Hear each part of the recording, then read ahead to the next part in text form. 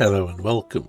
Today I'm adding Anguna, Warriors of Virtue from the Indie Heroes Collection 1 to my ever-growing list where I rank every Evercade game ever. It is a homebrew Zelda clone for the Game Boy Advance.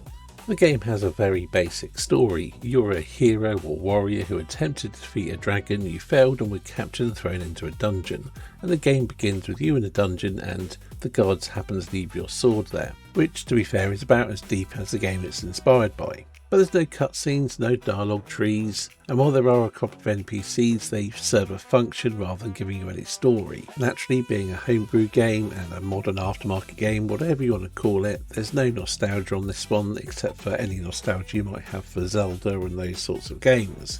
And yeah, it did give me vague A Link to the Past kind of vibes. But anyway, let's get on to the game itself, and starting with the graphics. The graphics aren't bad, clearly very inspired by the Zelda games, particularly A Link to the Past. It does a fair recreation of those without copying them too closely. The sprite work is quite simple and effective, it has a certain charm to it, but there's also a lot of repetition. Assets reused for different dungeons and so on and so forth. There's not that many different monsters to fight, and you may well get a feeling that they reuse things maybe a little bit too much. Sound and music. The sound effects are functional but unremarkable. The music is quite nice, but again it loops a little bit too much and gets a bit repetitive after a while. Gameplay. Yes, it is very heavily inspired by the Zelda games, but it doesn't equal them. You've got a reasonable sized overworld map. I think it's 5 major dungeons and some smaller areas to go to, and you have various items to pick up which allow you to access other areas and get past certain obstacles or enemies, giving it a fairly straightforward progression loop.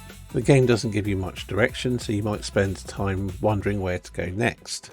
One of the biggest drawbacks of the game, in my opinion, is the combat itself. It's very simple, like its inspiration, but it doesn't feel that good to use, at least your main sword attack.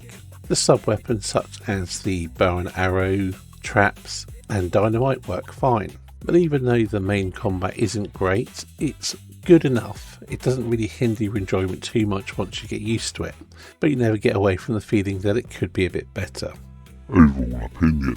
Anguna Warriors of Virtue is a reasonable Zelda clone. It is quite basic in many ways, but for the most part everything works. And I certainly enjoyed it enough to play through it the first time. Although I did find playing it to get some footage, I really couldn't be bothered to sink my teeth into it. There was nothing to draw me back. It wasn't varied enough or a strong enough narrative or anything to really, give me any reason to return to it. To me it's very much a one and done playthrough, but again it'll give you a few hours worth of enjoyment. Ranking. Placing Anguna Warriors of Virtue on my ever-growing list where I rank every Evercade game ever, I've elected to put it above Void Runner, but below Hardcore 4x4, placing it at 257 out of 442 games that I've ranked so far. Anyway, that's everything for this video. Thank you for watching, and I'll see you in the next one.